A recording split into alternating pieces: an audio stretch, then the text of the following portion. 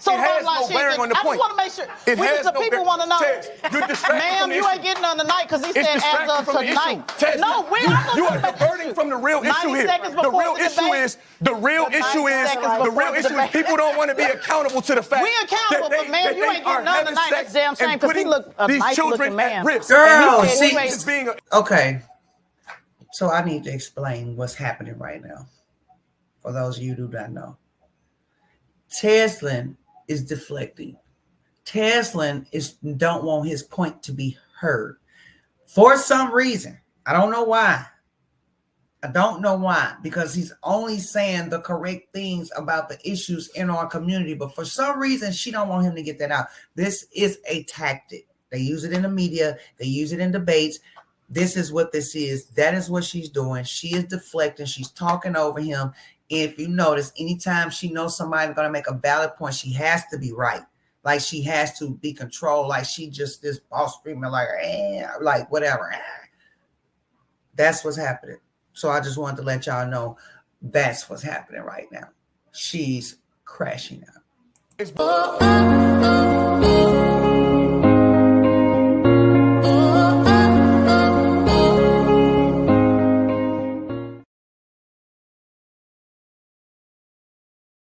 Hey, what's up, guys? Welcome back to my channel. I'm just another brown girl in America. For those of you who do not know, my name is Nikki. Some call me Nikki Green. Take your pick. It's been a while. Yes, it has. It's been a while. But that is because I can get extremely busy. Okay. It's okay. I'm going to do better. People have been telling me to do better. I'm going to do better. I promise. But with that being said, I want to talk about something that has been bothering me for some time now. It's actually been bothering me for a while since I've discovered this. This is kind of the issue. And my issue is the Black family. The Black family has been decimated. The Black culture has been decimated to this subculture of a sorts.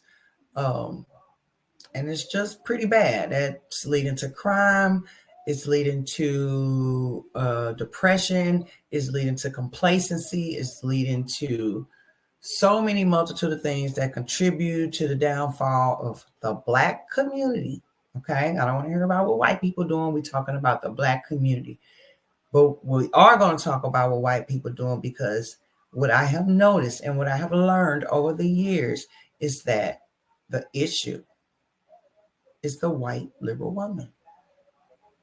The white liberal woman and man, you can call them because they both feminists per se. But since you've been paying attention, and if you pay attention, and if you start to read, and if you start to kind of just look into things and see the pattern of certain things, you will notice like, wait a minute, this is not good for us. But see, what the liberals / the Democratic Party have always been good at doing is tricking Black folks. Don't ask me why. I don't know. Well, yes, I do. I know why. I was tricked too. Because I didn't care. I didn't pay attention. It was what it was. I was taught to vote Democrat. I was taught to just go with the flow, even though we didn't know what was going on. And then you grow up and find out that sometimes your parents didn't know either. So if their parents didn't know, your parents didn't know, and nobody's parents knew, and they were just in this perpetual state of not knowing. Houston, we have a problem. But what I want to do is I want to go back a little bit and I want to give a little history. I did this in a previous video before, one of my low quality videos when I first started, but I'm still proud of it. If you want to go check it out, you can go check it out. It was before I had the brick wall, so don't laugh at me and don't judge me. But I'm going to still keep talking about this, and I'm going to beat this until the Black community stop voting at a 90-some% rate for the Democratic Party as a whole. That is the definition of mental illness, is to keep doing the same thing over and over and over and getting the same results. And then complain about the stuff, but then you only mad and complain about stuff that the Democrats and the media tell you. So what we're going to do is, it's another learning day. We're going to learn together and we're going to go over some stuff. But what I want to talk about is this man, because this is almost kind of how it started, you know. Mr. Lyndon B. Johnson, President Lyndon B. Johnson. We're not going to even talk about how he became president because now that's getting a little sketchy too. But anyway, this man, Lyndon B. Johnson. I'm sorry. Let me sip a glass of wine. Lyndon B. Johnson. The Great Society deal. And a lot of this stuff. Oh, hold on. Let me cut my phone down. The Great Society deal. A lot of the policies that was implemented. He was a racist. Everybody knew it. And one of his most famous quotes after he got into the presidency, he realized he couldn't like lynchers or nothing like that anymore. So he said, I will have these NIGGERs, the hard R, voting Democrat for the next 200 years. Why did he say that? I wonder why did he say that? Oh, the Great Society deal. The Great Society deal made blacks more dependent on the states. Yeah, I got notes. So if you see me glancing over, I want to stay on track because I can go off on a tangent. So don't judge me and don't do that either. But I want to make this, hold on. Okay, I like that. So the Great Society deal, blacks was more dependent on the state. They was more dependent on government assistance. They was more dependent on food stamps. They were more dependent on everything. But guess who it was? The women. Guess what that did? Kick the man out the house, our fathers out the house. Now, what a lot of blackity blacks don't want you to know is that compared to where we are now, and to back then, immediately or right after slavery, right when we were freed, we were doing better than we are now. So why would it get worse? Oh, because the rest of that quote said these N-words think they all that basically, and I'm paraphrasing, these uppity N-words, I'll have these N-words voting Democrat for the next 200 years. So then he came up with the Great Society deal. And what that basically did, and I believe that was like the welfare policies that we all know can come to love so much, the stuff that people fight to keep now, the handouts, the food stamps. I got food stamps too, but once upon a time, so whatever, but it's there for when you need it, not to like live off of it forever. So with that being said, I want to talk this video from PragerU. I like PragerU because they are very informative, they are very detailed, and they will give it to you like it is and tell the truth. So what the people will try to tell you is that the Democratic Party switched at some point to the Republicans switched to the Democrats because the Republicans was always the party for the blacks. They the ones who freed us. They the ones who fought for us, the Civil War. It was the Democrats that fought against every legislation for us. They wanted to keep us slaves. So, and they are the KKK. Okay. And that's like, they literally use that. So we're going to watch this. Like, think about the illegals, the immigrants, right? The same thought process.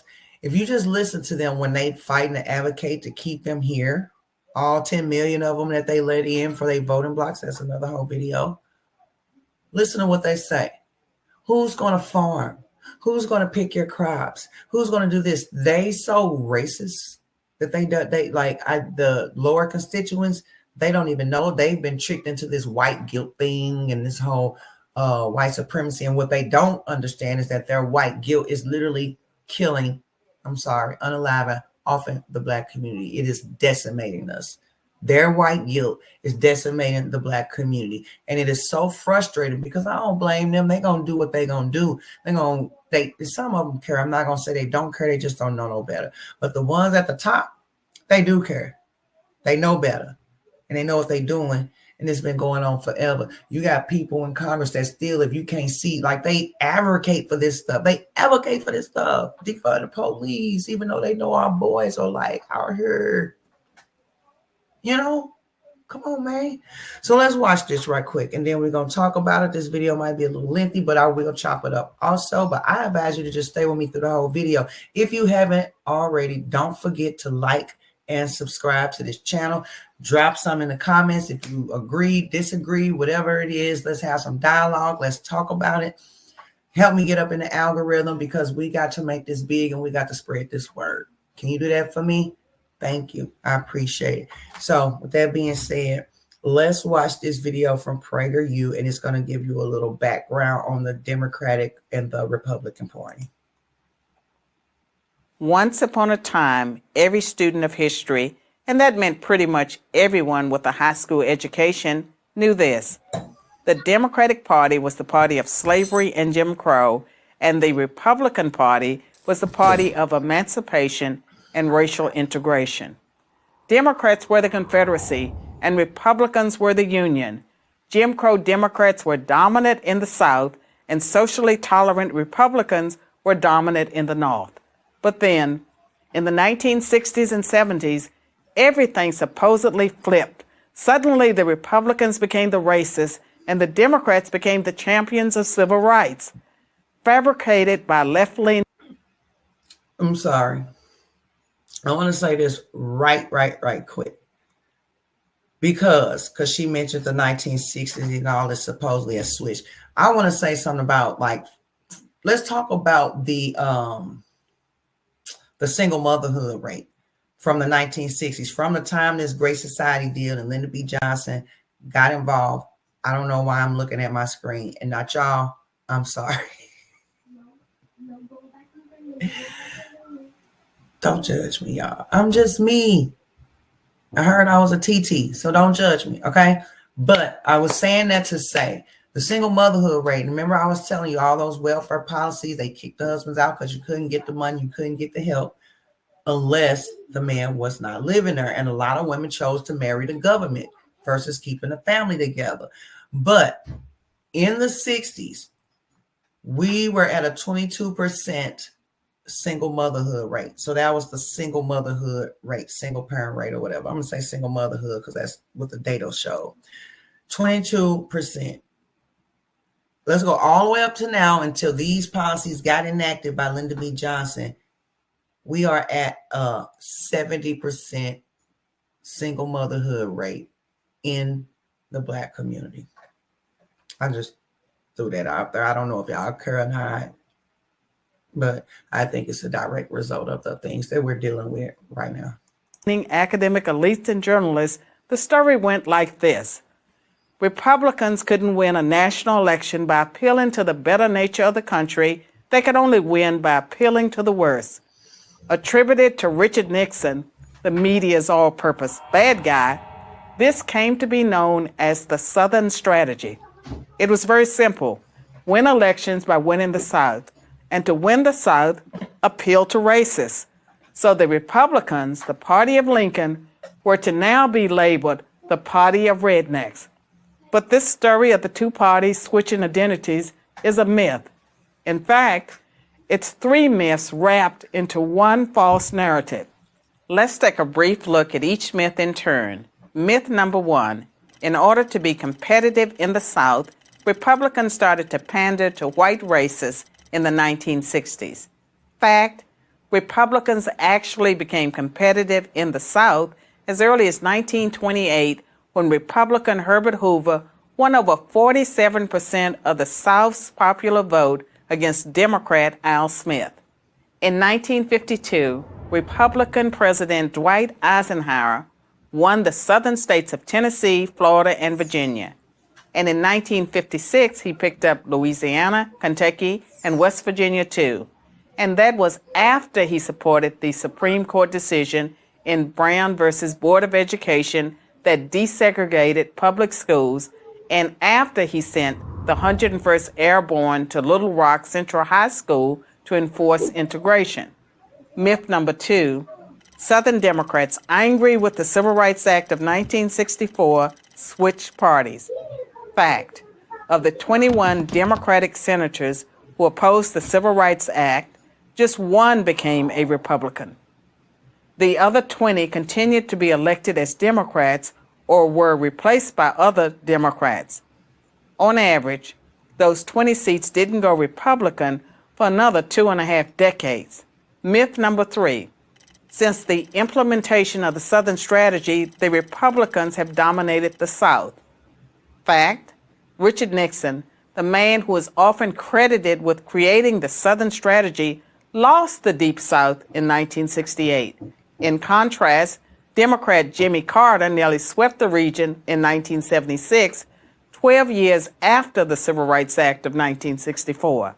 And in 1992, over 28 years later, Democrat Bill Clinton won Georgia, Louisiana, Arkansas, Tennessee, Kentucky, and West Virginia. The truth is, Republicans didn't hold a majority of Southern congressional seats until 1994, 30 years after the Civil Rights Act. As Kevin Williamson of National Review writes, if Southern rednecks ditched the Democrats because of a civil rights law passed in 1964, it is strange that they waited until the late 1980s and early 1990s to do so. They say things move slower in the South, but not that slow.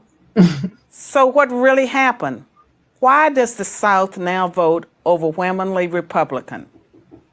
Because the South itself has changed. Its values have changed. The racism that once defined it doesn't anymore. Its values today are conservative ones, pro-life, pro-gun, and pro-small government. And here's the proof. Southern whites are far more likely to vote for a black conservative like Senator Tim Scott of South Carolina than a white liberal. In short, history has moved on. Like other regions of the country, the South votes values, not skin color. The myth of the Southern strategy is just the Democrats' excuse for losing the South, and yet another way to smear Republicans with the label racist. Don't buy it. I'm Carol Swain, professor of political science and law at Vanderbilt University for Prager University. You heard her. That's Carol Swain, professor at PragerU. Go check her out. You say you pro-black, right? She black. Go check her out. Don't discredit her. Don't do her like you do Grandpa Soul. Okay? Thomas Soul. If you don't know who he is, check him out. Go check out one of my other videos. But yes, so that's just a little bit of the history. That's not even all. But other video I did is like way more intense.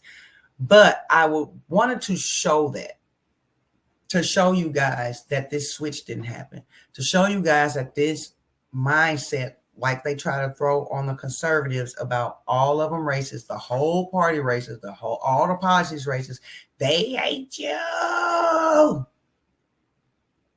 is a lie. They are the ones. And also what I noticed is they project. So a lot of times, if you want to know what they're doing, listen to what they're accusing the other side of. Projection of the way. They're usually, yeah. So that's the truth. So I said that to say, because I want to address my women, okay? I want to address the women, because I feel like we are, I'm going to say it. Should I say it? No, say it. You think I should say it? Oh. Say it. You want me to say it? Don't say it. No. I'm going to say it. So, what I think is, no. I don't want to say no, because that's so like confident. 95%. 95% of the problem is the Black woman. The Black woman in our community has adopted the white feminist liberal ideology, mindset, and ways. Now you will hear people, and I'm going to show you a little video but you will hear people try to say, oh no, we didn't. We listened to ourselves. But they don't even think, they don't even know they've been indoctrinated. Oh no, because when y'all went to vote, y'all left our men behind. No, you left your men behind when you took that check. Now, I did because I love these conversations. I love to talk to my elders. I respect them to the utmost. And I was talking to a friend of mine's mom about this, and she gave me another perspective, like their perspective. I'm not saying it's right or wrong, but it's a perspective. And I want you to comment in the comments below and let me know. And she's older, and she explained to me, because we was having a conversation, and she did not deny that they did that. The women, let the men go get the check. But she said, sometimes when you're back up against the wall, now I think we're thinking like in a time way back in the was the 60s, okay? I wasn't there. I don't know. But she said when your back is up against the wall, and that's how a lot of blacks were feeling, the men couldn't get no jobs. They couldn't get no jobs for whatever reason. And I'm going to say, and I'm sure they would say it was probably because of discrimination, racism and everything. And when they offered them the check, most women felt like they needed to do what they had to do for their kids.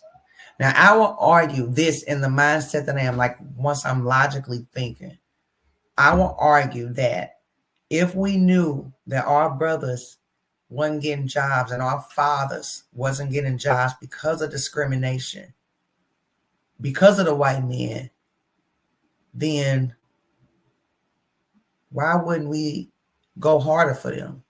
Why wouldn't we stick by them even harder? Because if they're not getting the jobs because of the white man, but the white man gave you a check to get him out the house, the math ain't mathing. Now, I get it. That was a time then, and we got way more information now, and I get it. But all I'm saying is some things don't have to stay the same. That's all I'm saying. So I already said it, so I'm going to say it with my chest now. So I'm going to say 95%, a lot of the issues that we have in the black community, the YNs, the culture, the Cardi B's, all of this is because of the black woman. Even now, the stuff we celebrate, even the feminization of our men, the things we encourage. Oh, he can play with that. I did it before. Why are you yelling so much? He got it all. You just homophobic. Our man tried to tell us, they tried to warn us that these other men wanted to be us. They were trying to take our place, and look what we had in 2025. We didn't listen. So I'm going on another whole tangent.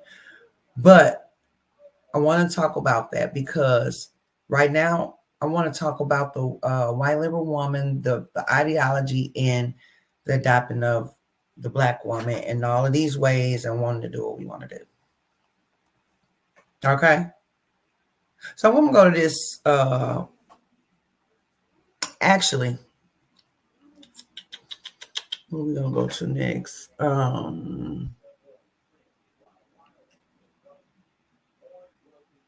Yeah, I still want to talk about the poverty and the crime. Oh, and I want to talk about Hillary Clinton. I want to still talk about this. Yeah, we're going to keep talking about this because I still got bullet points. I told you I'd go off on a tangent, and then we'll be jumping around. Okay, so here we go. They did all that, and I don't have no videos for, but I'm going to say all that to say this. The policies are not good. They are unalive or unborn children. Our rate is not going to be at anything. Poverty is at a high crime. We 13% of the population completing over 50% of the crimes. You're not going to tell me it's because we hungry. We know why. But if the white liberal woman and man keep trying to tell us why and quit trying to make laws and rules for us that they don't even know to keep us safe or what we want, then maybe we'll be better off. Okay, if you'll quit saying that we too dumb to know how to get an ID, then maybe we'll be off. And I'm going to tell you, white liberals, something right now. We get IDs to drink, to go to the liquor store, to go to the club, to get a car, to do whatever we want to do, okay?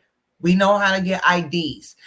We know why you want those laws, because you want illegals voting. That's another whole video. But let's talk about Hillary Clinton. It was passed in 1994. He promised 100,000. Hold on. Yeah.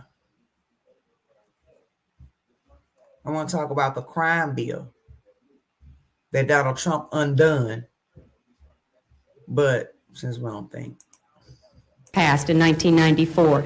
He goals that the president had when he pushed the crime bill that was passed in 1994. He promised 100,000 police. We're moving in that direction, but we can see it already makes a difference. Because if we have more... Now, hold on, let me tell you. So this, the crime bill she talking about, the Joe Biden crime bill, a lot of these Democrats crime bill. Now, I don't have nothing against the crime bill. I'm just going off against y'all argument. Now, I do got something against the crime bill if it's disproportionately locking up nonviolent people, and this definitely did affect the black community, affect more of the black community than it did anybody else, okay? But they won't talk about the First Step Act. On Donald Trump's first term, when he came in and reversed all that, they'll keep telling you he's racist. They're not going to talk about it. Have to do your own research. He let out so many nonviolent offenders. Most of them were black men. There's also another story out there about a black woman that didn't really want to go talk to him. She just said she didn't know what she was going to do. She told him her story about how she was going to the penitentiary. She was pregnant, but they had made her give birth chained to beds. And if you're a mother and you've, had a delivery, I get you're going to do what you're going to do, but that's just still everybody right there. You don't need change. Either way it go, whether you agree or disagree, he made it a law after she went and talked to him that no woman will ever give birth chained up to a bed. So I'm going to just need y'all to figure this thing out, okay? Okay. I want to talk about the crime bill. I mean, not the crime bill. I just kind of want to show you these people are not the same. They used to love to protect us and keep the crime off the street. Now, I will tell you this, if we're going to talk about races, we're going to talk about the super predator comment. Police interacting with people, having them on the streets, we can prevent crimes. We can prevent petty crimes from turning into something worse. But we also have to have an organized effort against gangs. Just as in a previous generation we had an organized effort against the mob. We need to take these people on. They are often connected to big drug cartels. They are not just gangs of kids anymore. They are often the kinds of kids that are called super predators. No conscience, no empathy. We can talk about why they ended up that way, but first we have to bring them to heel. So what happened to that? Now, not the super predator stuff, no conscience. Well, I wouldn't use the word. Only reason I wouldn't at this point, like super predator, because I know she was talking about the black community. I mean, but dang, now that I'm, Lord have mercy. I don't know. $1994 crime bill. And the reason I say that because I want the YNs off the street. I am tired.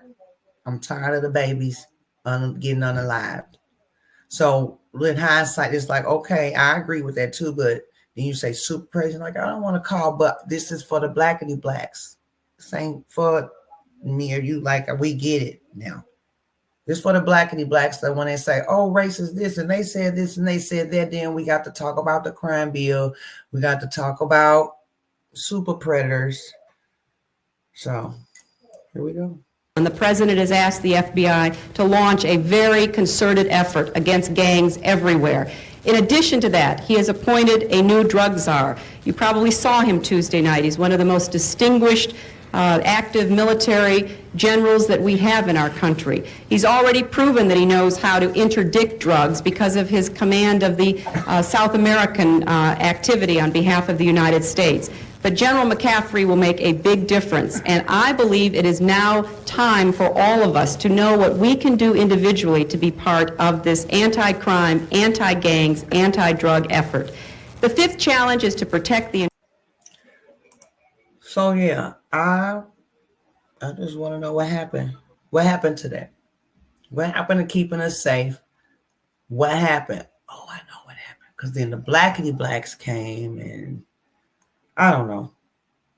All I know is it's all messed up now. Let me know, drop it in the comments. But I will tell you this, that victimhood mentality that we in now, the 2025 Democratic Party talking point, the identity politics, the oppression. Oh, you can't get nowhere. White man bad. He gonna keep you down. He gonna keep you down. You got to work 20 times harder. Now, if you do got to work, what's wrong with outworking somebody? I get that. I get it. But No. Y'all we can't keep doing this. It's not getting us anywhere. Have you noticed any change? They still marching, and Al Sharpton's bobblehead still walking around because he get paid for this. Anytime any little thing happen, Black people racist now. So I don't even know. So I'm gonna just tell you this. The victimhood mentality is the guaranteed success of the Democratic Party. Okay? The victimhood mentality theory is they connect, and then when it's a theory, and when they connect it to, let me see, yeah, I wrote this down. When they connected it to the white privilege, so you connect victimhood mentality to white privilege, right? Once you connect that to them too, it insinuates that white people inherently have to be racist, and they'll never get it. So that's what they teach now, that white people who don't even know they're racist, but you are racist, even though they know they're not racist. But as far as the DEI teachers and the blackity blacks and all that, no, you are racist. You just don't know you racist. So I need to put you in these courses, relearn you to show you how to be racist and how you should talk to me, even though you have free speech. And that's on that. But without that being said, now we got to move on along to the pink coochie hats. The pink coochie hats that want to promote unaliving babies. Then you would say this is our liberation, my right to choose, my body, my choice. But then they want to say they separate church and state. But then you want to force, like, people gonna do what they gonna want, okay? But you're not finna act like it's a crime. But I'm gonna tell you this, and my Black people know this. That ain't nothing we did, unaliving the unborn. That's not in our culture. That's why you see so many of us. That's why who I'm going to show you now about, Margaret Sanger, the founder of Planned Parenthood. She knew we were having to like babies, and she didn't like that because she was a eugenist and she was racist. But no, you guys have let them convince you and drop them in our neighborhoods, Planned Parenthoods, to perpetuate this unaliving. And it's only a genocide. It's a genocide of the Black community that was planned long time ago. Don't believe me? Well, I got proof. Ladies and gentlemen, introducing Margaret Sanger. I don't like that view. What that view? The eugenic and civilization value of birth control is becoming apparent to the enlightened and the intelligent. The campaign for birth control is not merely of eugenic value. The eugenic and civilization value of birth control is becoming apparent to the enlightened and the intelligent. The campaign for birth control is not merely of eugenic value, but is practically identical in ideal with the final aim of eugenics. Margaret Sanger, 1921.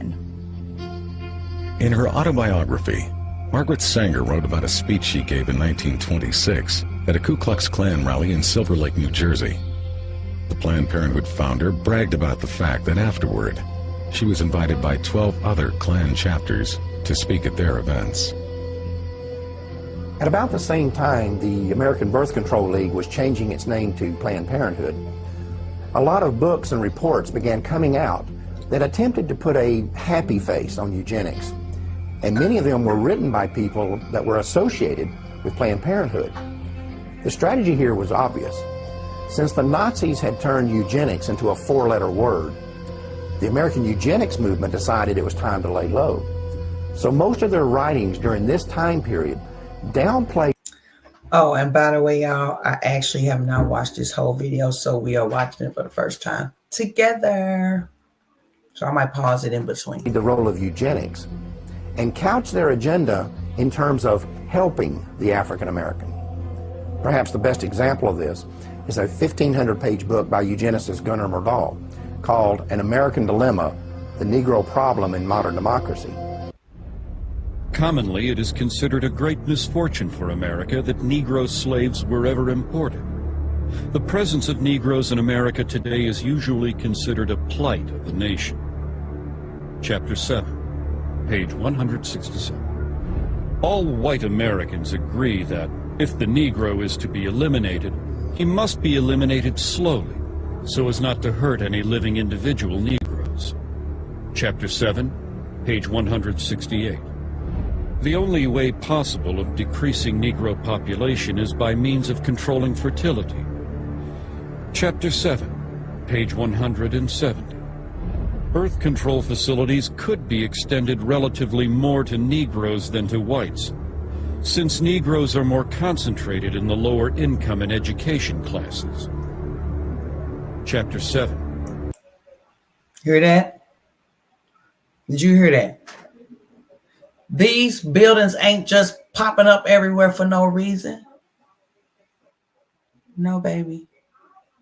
It's not. Ain't nothing that these people do is by happenstance. Okay? Page 176.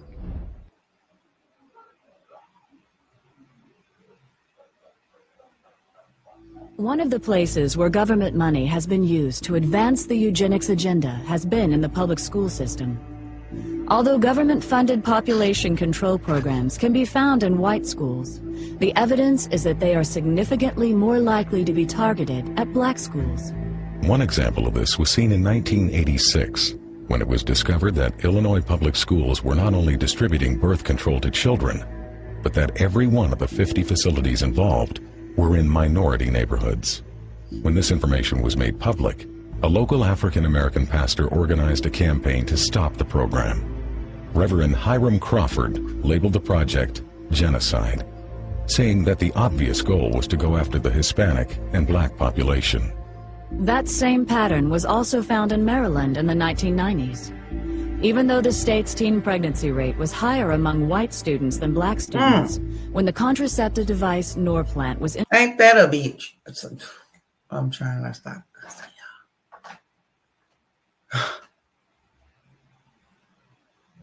But it be stuff like this that literally just kind of sets me like. So you telling me, and I didn't even know this actually. These hoes getting pregnant more than us? Get the heck out of here. Introduced, it was selectively marketed to children as young as 13 in predominantly black schools in Baltimore. The result was that of the first 350 girls implanted at a local middle school, 345 were African American. Then, when Norplant was approved for general distribution, of the first 100 schools selected, all 100 were in minority neighborhoods. The Norplant contraception device was developed by the Population Council in New York, which had been established in 1952 under the leadership of its president, John Rockefeller. Its next two presidents, Frederick Osborne and Frank Notestein, were both former members of the American Eugenics Society, and Notestein would later serve on the National Advisory Council of Planned Parenthood.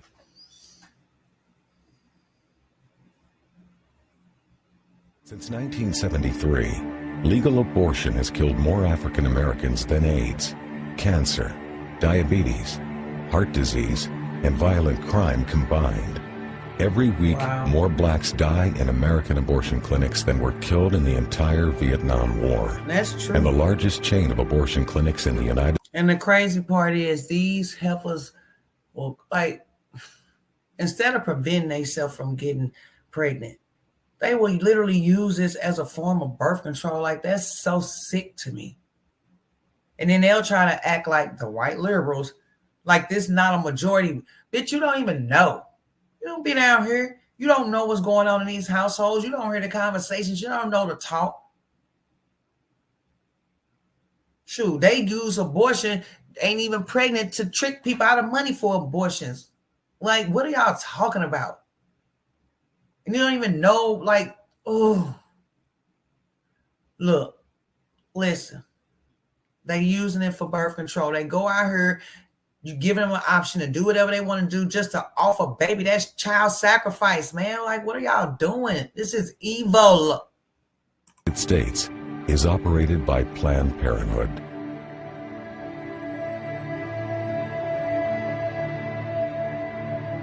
And then to be the first one to think they so big and bad. Black folks think they so tough, especially the black woman. I'm so tough, big, bad. Can't nobody tell me what to do. But y'all follow everything them people tell y'all to do. Everything. You adapt everything. You listen to everything MSDNC tell you, and CNN tell you, and TikToks tell you, and Roland Martin tell you, and Al Sharpton tell you. Y'all listen to all that, but won't listen to Thomas Sowell. Won't listen to who's the other brother? Dang it. Either way, you won't listen to people who got your actual best interests at heart, because y'all know the issues we got in this community. And y'all want to sit here and act like it ain't happening, and acting like that we are more in danger of the cops than the YNs. We have now reached a point in this country that African American women, though they make up 12% of the population, they account for 37% of the abortions. An African American baby is almost 5 times more likely to be aborted than a white child.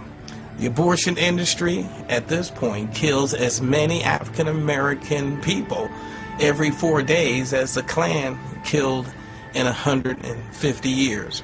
And you can truly say the most dangerous place for an African American to be is in the womb of their African American mother. Damn.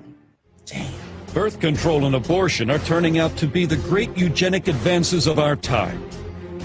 Frederick Osborne, founding member of the American Eugenics Society, 1973. The best way to hate a nigger is to hate him before he is born. Leander Perez, Louisiana State Judge, 1970.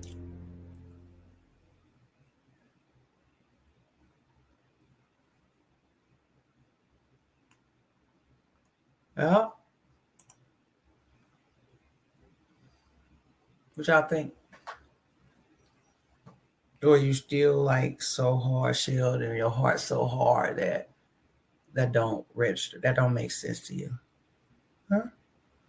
I don't want to keep this video long because I got a lot of stuff I want to show you, because it's been a while. If you haven't already, please hit the like and subscribe. Please share the video to your families and friends. We have to all talk about this. Our community, this is a letter to my people.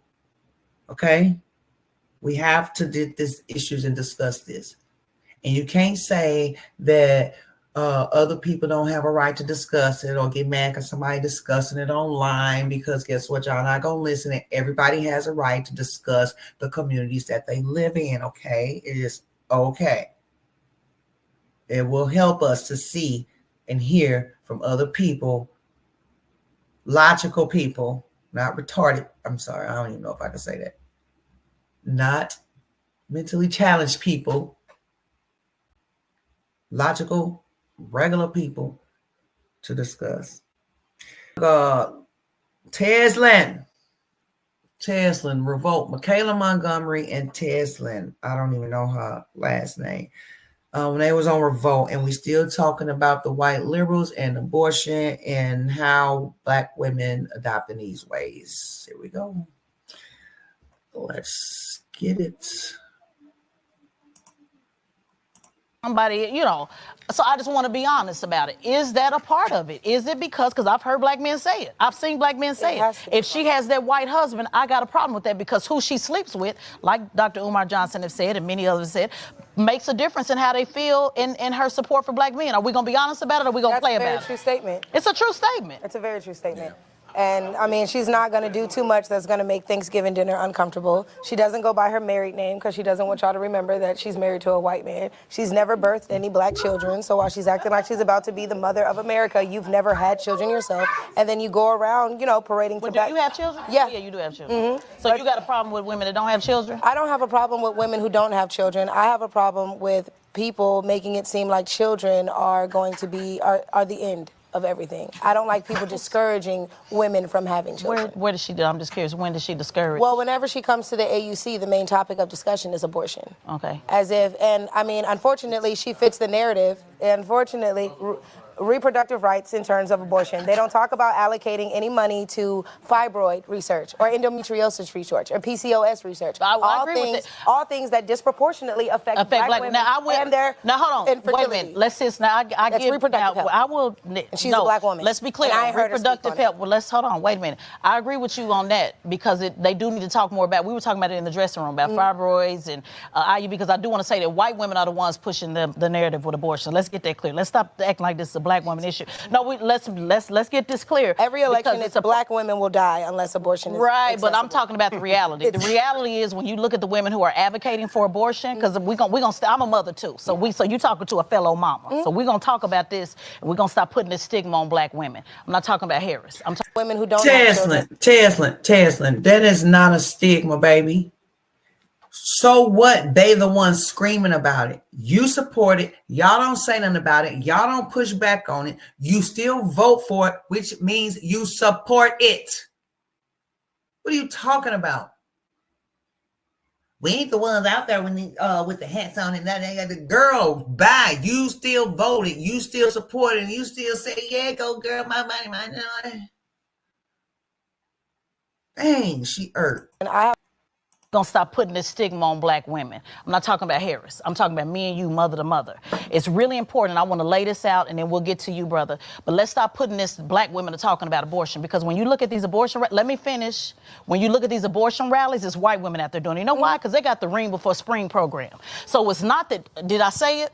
They got the Ring Before Spring program. In case y'all don't know what that is, these white women are the ones that flipped from Trump to Biden, went from Obama to Trump and back to Biden, and they'll be the ones deciding this election versus Roe versus Wade. Because black women, just let me hear you out, because y'all know y'all love talking about single black women, that's your favorite term.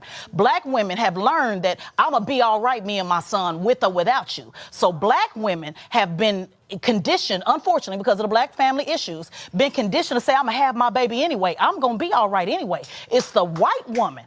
I mean, she's not. Women have been conditioned, unfortunately, because of the black family issues, been conditioned to say, I'm gonna have my baby anyway. I'm gonna be all right anyway. It's the white woman that's sitting up talking. Now, is that really unfortunate? I mean, really, like, why is that unfortunate that we were taught to carry our seeds, to carry our life, to carry our heartbeat, to carry the next generation? Why is that unfortunate, Tesla? She just be talking so fast and she just talking about let me get the abortion because they train their young girls that if you have a baby, a ready-made baby, you are now damaged. So this is what we know based on facts. So I just want to be clear. I understand the abortion issue, and I tell Democrats all the time. But I want to be clear. I wasn't saying that. I know, but I just want to be clear because I don't want that stigma out there just running with the trolls in the comments. I want to be clear that black women are not the ones. That's why you don't see us in the pussycat hats and all of that talking about abortion. Are the ones they're promoting this too. Yeah, but you're no, going to die and that's where I'm disagreeing with you because the thousands of women that are out protesting for abortion are white women. And that's the bottom line. Black women that we need right, but abortion. It's white women though. But we ain't out there though, sis. So let's be clear. But they're telling us that. But who gives a damn what they telling? We want to be clear. So how did this become to the attention? Yeah, but that's not moving. What are you talking about, Tess? And what do you mean? What do we care if they're talking to us? What do you think do you think they mean us well? They talking to our little girls. They talking to the next generation. Obviously, whatever they're doing is working because people are huffing it up to Planned Parenthood to do what they got to do. Like, what are you talking about? Talking about something that don't got nothing to do with us, girl? Bye. The white women. The bottom line is black women are not advocating for abortion, but I agree. And I don't like them making us. Exactly. Baby, listen, black women do what we want to do. White women don't tell us what to do. We tell white women to do. Okay. So let's be clear about I don't know what kind of. Now that's a dang gonna lie. Shoot, because that's what this whole video about is white women and white liberals telling black folk what to do. They just tricking them in ways, and plus they don't pay attention half time. So because if they did, most black people, we actually pretty smart. If they actually paid attention, they'll pick it up. But they won't because they've been conditioned to vote Democrat. Yeah, by Lyndon B. Johnson. They was conditioned. That's what it is. They want their food stamps. They want the check. They want this. They want that. They want all they freebies. You got them messed up. black women you are. But we the type black I want to be clear. You, but it's important that we be clear about that. Though, white women hold positions of power that we don't. Well, maybe they control you. They don't control the sisters. I'm telling you though. But I'm telling you that I just agree. Like the white men are you hearing what exist. I'm telling you? Or you ain't listening? I'm listening. I agree that Democrats. I just feel like you're trying to make my point something that I'm not trying to make it. I just want you to listen. Democrats do a terrible job in talking about reproductive health as far as fibroids. We were literally in the dressing room talking about fibroids, and I said they really need to be talking about fibroids. They really need to be talking. I was in real time on the phone with my daughter and her doctor while I was getting my makeup done. So I am agreeing with you that they do not talk about the reproductive health. They do not talk about IVF. They do not talk about birth control helping us with our very painful menstruation. I am telling you that Democrats fail in that area. Where I am gently correcting you is that white women are talking about abortion, not the sisters. May I ask a question? Sure. As a white woman, because I don't advocate for abortion, but have you noticed like all the men don't want Camilla, a woman, running the country, but when they do jury selection, or in the clips you showed, when they do jury selection, they do a lot of research on like different races and genders and how they identify, and they say like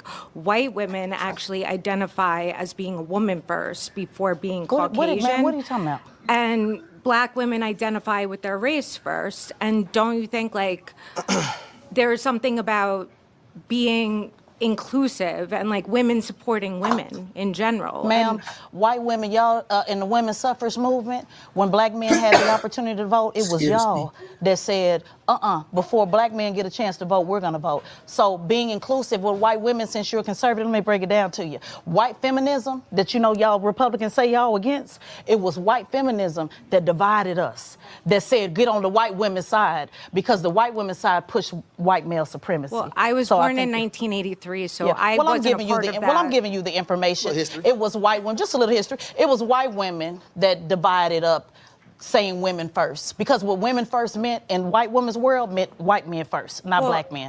We know that according to the history of the women's suffrage judge people individually. Oh yeah, well we're not talking about you, we're talking about systems. Okay. So unfortunately you're not the system, and what I'm saying, the system, when you say we should identify as a woman first, that actually divides the black family. I didn't say we should. I was just saying like from the one white person in the room. I know that you wanted to say that shouldn't we identify with the importance of identifying as a woman first and not color. And I'm letting you know why black women identify with color first. Because when we identified with you as white women first, you left us in the back and our men too. I'm just answering the question. Yeah, well, your ancestors. Your people. Yeah, okay. It's okay. I answered your question. Okay. Even like now, you know. But anyway, let's move on. So why we just can't identify with being a child of the Most High? Dang, like He put us here individually, y'all. Do I believe in like genealogy, and do I believe? Yes, I do believe in all that, and I do believe it has an importance to a certain level of degree, but not for the things that we're talking about. Like if I get into all that, that's a whole nother spiritual concept.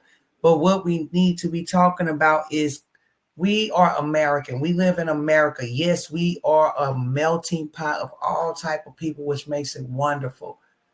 And it's just like, for some reason, we just in this perpetual state of right and bad. Black man bad too, white man bad, some Indian man bad, some Arab man bad. Like it's all type of bad people. But if we can get to a place, they are the minority. But what's happening is my people, the black people, are turning into something that they say they are fighting against. They are turning into the Marxists. They are turning into the socialists. They are turning into the racists, which they already have, being low-key, subliminal, some type of bias that has been passed down from our parents or whatever. But I'm talking about like right now in 2025, saying things on the internet that nobody else could ever get away with. Openly racist, like even with the DEIL, depending on where you at, like the place I work at, they had DEI, but they changed it since the administration, but they still wasn't doing what these people doing. So, I mean, but it wasn't doing nothing either. So all I'm saying, I said that to say is, you got radical people out here. You putting them, they the only ones benefited off of DEI was the people who were teaching the professionals. But you had some of these people so radical that like that was it. Like you really just doing division. You want segregation. You want your own spaces. But let a white person say, I want my own space out loud. What you think gonna happen? I'm just saying. What you want? You want segregation or you don't want segregation?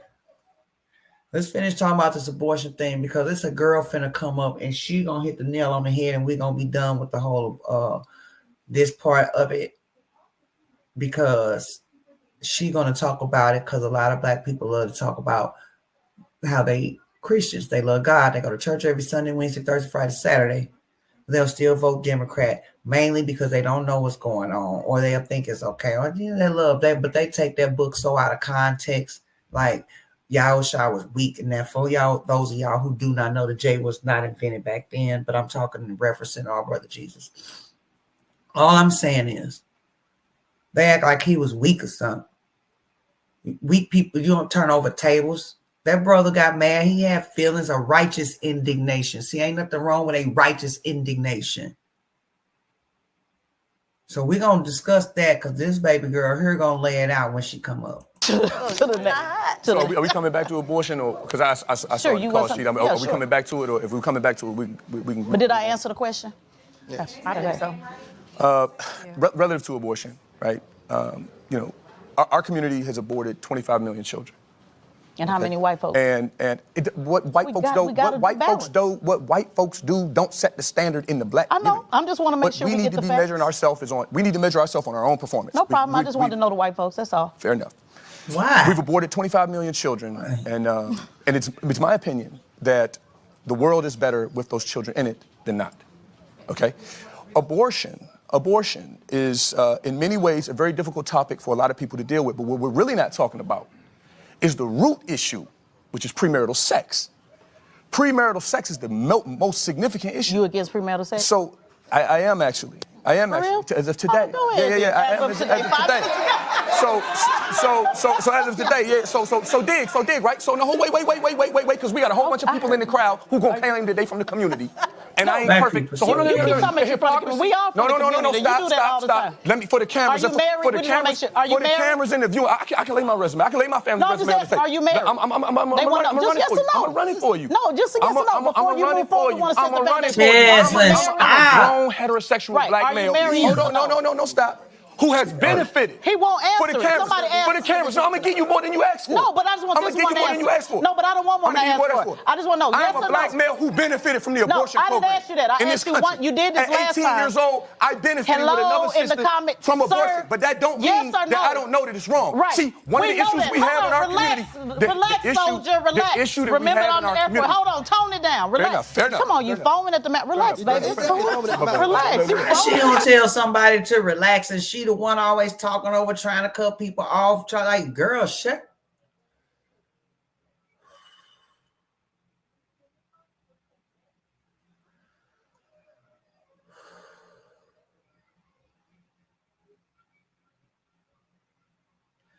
Meanwhile, people in the Christian community, as a Christian, I'm actually very disappointed in some of their point of views, including the abortion rights. Tell people, I've heard a couple of conversations, people saying that a man can't tell me what I need to do with my body. But as a Christian, I just feel like, how can you agree with something or someone who says, when the Lord had already said, do not murder? So how can you agree with somebody who said, yeah, let's go ahead and abort, even when they have came out the womb? You know what I'm saying? And then the lady back there who said, Kara, was that your name? Who said, how can we agree with someone who said, grab people by the vagina? Well, as a Christian, I'm agreeing with Trump, and I don't identify with necessarily either party, but this year I am Team Trump because of his policies. Most of the ones, when I go by line, they agree with Jesus' principles that's laid out in the Bible. You know what I'm saying? So I can't be mad at someone who half of his principles is aligned with the Bible. I can't disagree with someone who is against the LGBTQIA, plus agendas with men, including men, playing in women's sports. I can't agree with someone who's going to, do the abortion ban. Not do the abortion ban. I cannot agree with someone who's going to go ahead and take away our gun reform when in the Bible, Jesus is actually for us protecting ourselves. Somewhere in Luke, he definitely said, here's 2 swords. Okay. That is enough. So let's let because she was talking to her in the pink, so she wanted to comment. Come on, sis, because we're running out of time. Okay. The first thing God called us to do is love. Correct. And I think a lot of our speech, yes, 100% has been inflammatory, but he's called us to love and not judge. Correct. Second thing God gave. False. If you call yourself a believer in the Most High God and you read that book and you study, yes, he has called us to judge one another. The saints can judge the saints. You can't judge, okay? So I need y'all to quit saying that. If there was no judging, there would be no accountability, and there would definitely not be any order. But that's why y'all don't have no order now, because y'all so hard worried about he's not supposed to judge, and that's just absolutely not true. This is free will. It's not up to us to decide the cost of somebody's sins and how we're going to act out this person's punishment. So when you sit there and say that Trump's policies align with Jesus Christ, do you hear his speech? Do you hear his speech, though? He can work on his heart. But God says in the Bible, judge a man by his fruits. His fruits. Hold on. No, please don't talk over me. His fruits are inflammatory. His fruits are rotten. So please don't disrespect my Jesus Christ like that. Okay, my family was there. Okay, so I didn't see whatever she was talking about, but I'm assuming that they was talking about she was defending the reproductive rights, so-called, because it's not a reproductive rights. That reproduction is actually giving birth. So I don't know why they call it that. That is the opposite of reproducing, but whatever. That's not disrespect, because she is trying to do mental gymnastics. Yes, okay, he called the love, but he also called you to say what's right. No, we are not supposed to judge anyone. I mean, I'm sorry, not supposed to judge. We are not, what the girl say? Hold on.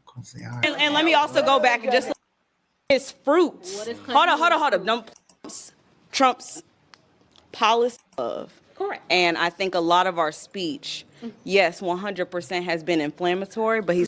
Okay, right. Speech. That's what she was talking about. No. See, y'all got it twisted. Jesus said some stuff, and he was petty. Okay? So don't sit here and act. I don't know why people act like he was just this, fairy boy, goody two shoes. I mean, he was wonderful. He was good, but I'm saying like he was soft or something. No, y'all got him messed up. He wasn't soft. What is you talking about? How he soft and he walking through the hood, his hood at the time, full of the ops, saying what he got to say, doing what he got to do, and doing the work of my father. What are you talking about? And that's what he would go and tell people. Don't nobody want to hear that. It ain't about judging them. Yes, they got free will to do what they want to do, but it's also our job to let them know what's right. If you want to start talking about how we get into the laws and the government, then they need to stay out of it there and just leave it alone. They got the right to advocate for it. We got the right not to say that what it is. People going to do what they want to do regardless. Do I feel like it should be like, no, because that is like, but Trump already did what he gonna do. So why y'all steady trying to hone this on his back? He gave it to the states. Vote for what you want. If a majority of the people in your state decide that they want to unalive babies, then yay, you win. If they don't, move to another state where you can do that. I don't know, but it's done. It's over with. Like, I would never vote for it. I don't see it. No. Called us to love and not judge. Correct. Second thing God gave us is free will. It's not up to us to decide the cost of somebody's sins and how we're going to act out this person's punishment. Mm-hmm. So when you sit there and say that Trump's policies align with Jesus Christ, do you hear his speech? Do you hear his speech, though? The speech ain't got nothing to do with what But God says in the Bible, judge a man by his fruits. His fruit is hold on. No, the policies of getting these men out of our boys' bathrooms. Are inflammatory. His fruits are rotten. Mm-hmm. So please don't disrespect my Jesus Christ like that. Okay, my family was and let me also go back just a little bit more. My family was very instrumental. And let me also say, my family was very instrumental. Is this mic on? Can people hear me? I feel like it wasn't either. But go ahead, we can't hear you. Yeah. And I'm also saying this as a person whose family was instrumental in founding the AME Church. Mm-hmm. I don't know where your relationship with God went wrong, and I'll retract that because I can't judge where you're. But I think you need to go back to the Bible a little bit more and have some one-on-one time with Him to really think about whether the person that you're calling to represent this country actually represents Jesus Christ, or whether he's actually. And you telling me the people that want to mutilate kids, have men in women's bathrooms, promote the whole. People transitioning, like all that, you telling me that's what girl, shut up. What do you see how they just make excuses? That is retarded. I'm sorry. I do not know if I could say that. Please let me know. I don't know if I could say that. I'm sorry. Jesus. God. Woo. Look. Why do people do this to the Most High?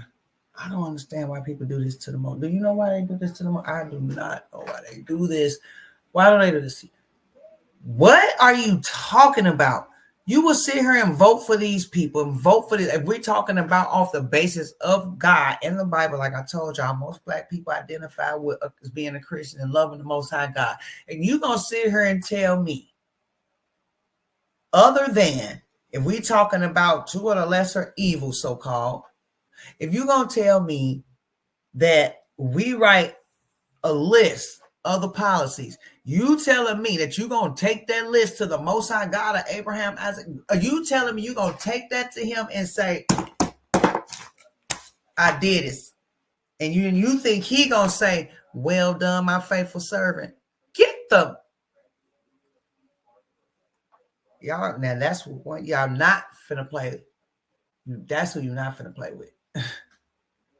It's people like that.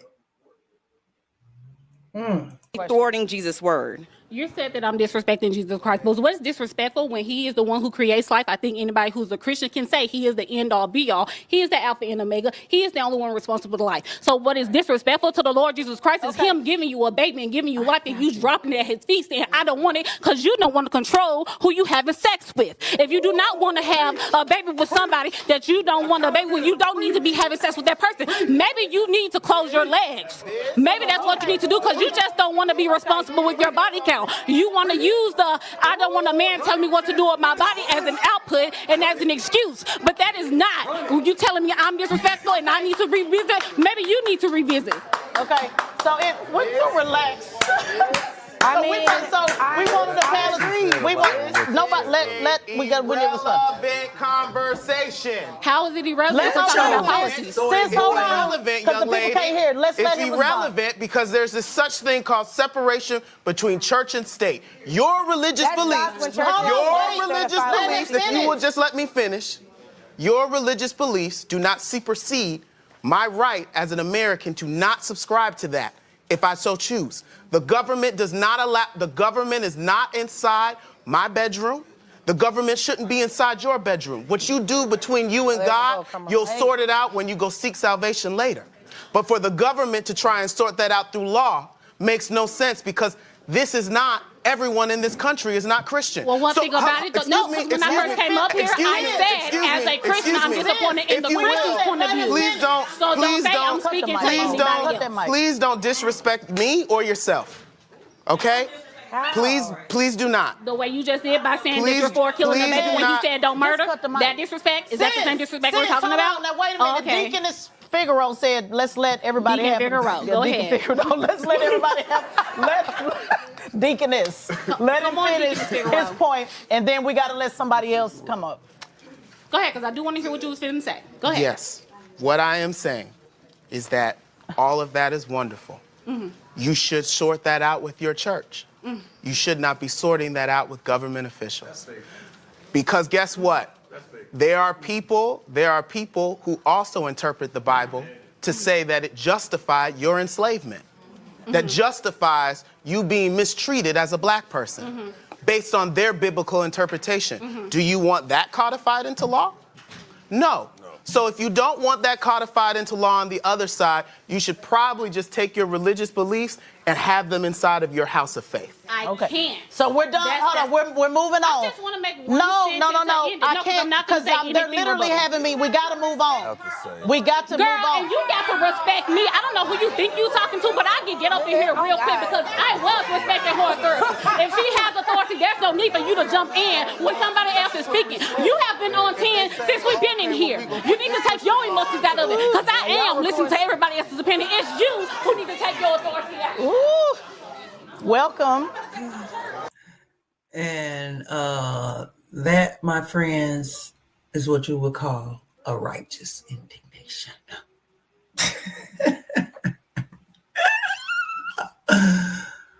Oh my God, that is like not funny, but funny. Okay, so we finna end the show. Like I said, if you haven't already, I know it's been long.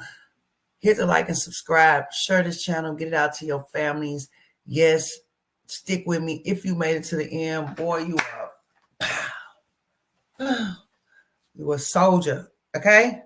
So I appreciate you all. I love you all because what's gonna happen is I'm gonna play these couple of TikToks. We're gonna close it on out. I'm gonna hit you with a whammy. I might say something, I might not. But I'm gonna let it play. I'll be back. I'll be back.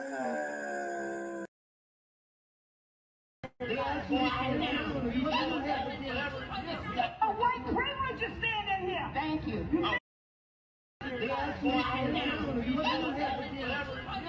A white privilege is standing here. Thank you. You think they were right to be here? You don't have a right to be here. Now when black children are dying in the street every day at the hands of the police. That's a lie. That's a lie. There are not hundreds of people dead at the hands of police this year. There are What do you have against safety in Oakland? What do you have against stopping the violence? We're trying to save our people. We're trying to save our people. You are not our people. Get out. Okay?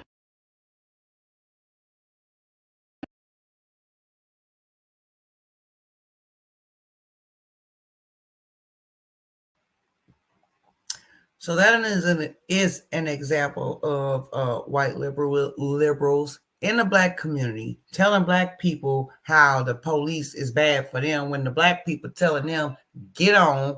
No, it's not, because the YNs is down here taking off and offing our grandbabies. Go home. Golly. Go check your son's room or something. See what the heck going on. All right, we're going to go on to the next one. Indoctrinated since birth. You think black Christians in the United States have been indoctrinated? Talk about the context, and you know exactly what you were saying.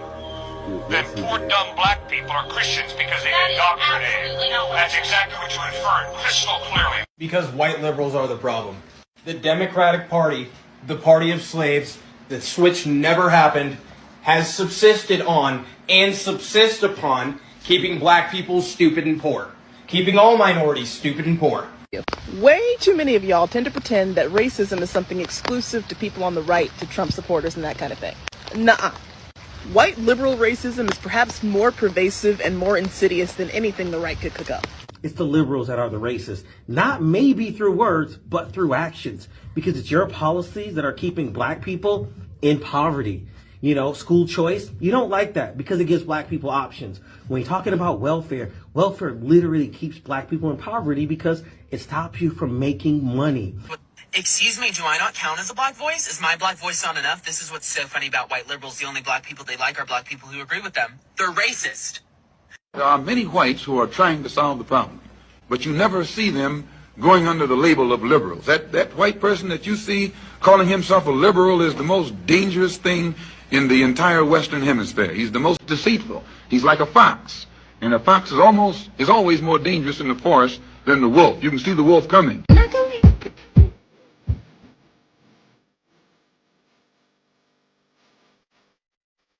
If you are a white liberal and you are saying that you're trying to help me, but then you help pass laws that hurt my community and hurt my people, that is not help and I don't want it. The white liberal is the actual out of the closet bigot.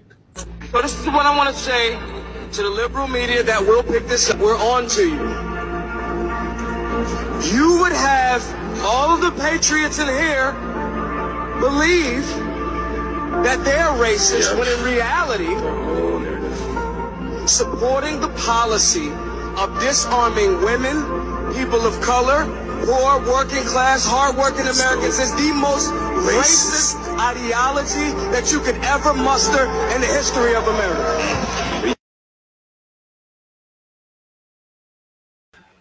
There you have it, guys. I'm going to leave you guys with that. Thank you for sticking with me to this long. If you made it to the end, don't forget, I really need you to hit that like, subscribe, and share button. Share this to your families. Watch it. Write it down. Learn from it. Take some notes. Do your own research. Don't take it from me. I'm learning with you. Drop it in the comments. Let me know what you think. Let's see what's going on. We have got to fix this. It's a letter to my people. Let's get it.